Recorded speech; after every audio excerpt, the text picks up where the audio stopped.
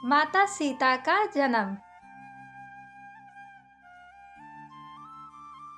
रामायण को हिंदू धर्म का सबसे पवित्र ग्रंथ माना जाता है।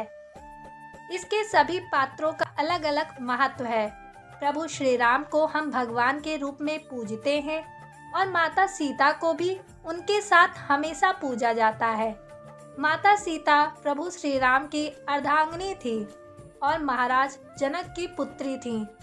उन्हें लक्ष्मी जी का अवतार भी माना जाता है और ऐसा कहा जाता है कि जब विष्णु जी के अवतार के रूप में भगवान श्री राम ने धरती पर अवतार लिया, तब माता सीता ने लक्ष्मी के अवतार के रूप में जन्म लिया।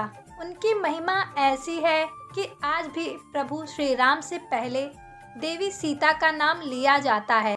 यदि हम माता सीता के जन्म की बात करें तो आज भी उनके जन्म को लेकर कई कथाएं प्रचलित हैं। सीता जी का जन्म एक रहस्य ही है।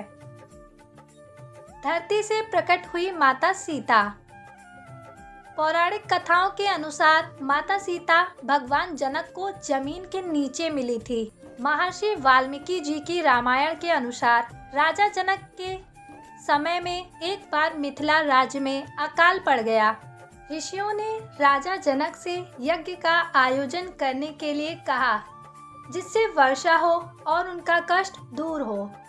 यज्ञ की समाप्ति के अवसर पर राजा जनक अपने हाथों से हल लेकर खेत जोत रहे थे। तभी उनके हल का नुकीला भाग, जिसे सीत कहते हैं, किसी कठोर चीज से टकराया और हल वहीं अटक गया। जब उस स्थान खुदाई हुई तब एक कलश मिला जिसमें एक सुंदर कन्या थी। राजा जनक ने उस कन्या को कलश से बाहर निकाला और उसे अपनी पुत्री के रूप में स्वीकार किया। जनक की पत्नी उस समय निसंतान थी, इसलिए बेटी को पाकर वो अत्यंत प्रसन्न हुई। क्योंकि हल के उस हिस्से से टकराकर माता सीता मिली थी, जिसे सीत कहा जाता है, इसलिए ही उनका नाम सीता रखा गया। वहीं जनक पुत्री के रूप में उन्हें जानकी कहा गया। क्या रावण की बेटी थी माता सीता? यदि माता सीता के जन्म की बात करें तो एक और प्रचलित कथा है जिस पर शायद ही यकीन हो।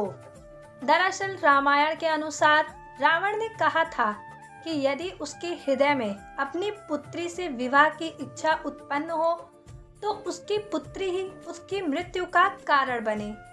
इसी बात को सही साबित करने के लिए एक बार कृतसमद नामक के ऋषि देवी लक्ष्मी को पुत्री के रूप में पाने के लिए हर दिन मंत्रोच्चार के साथ कुश के अग्रभाग से कलश में दूध की बूंदें डालते थे।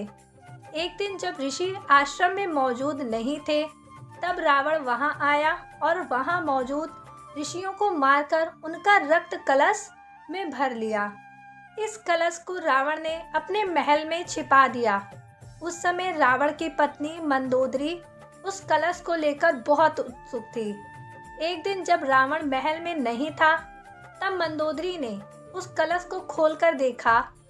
मंदोदरी कलश को उठाकर उसमें रखा हुआ रक्त पी गई, जिससे वह गर्भवती हो गई।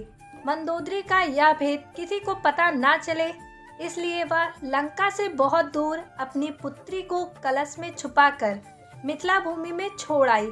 इस प्रकार सीता जी का जन्म हुआ और वो रावण की पुत्री होने के साथ उनके मृत्यु का कारण भी बनी।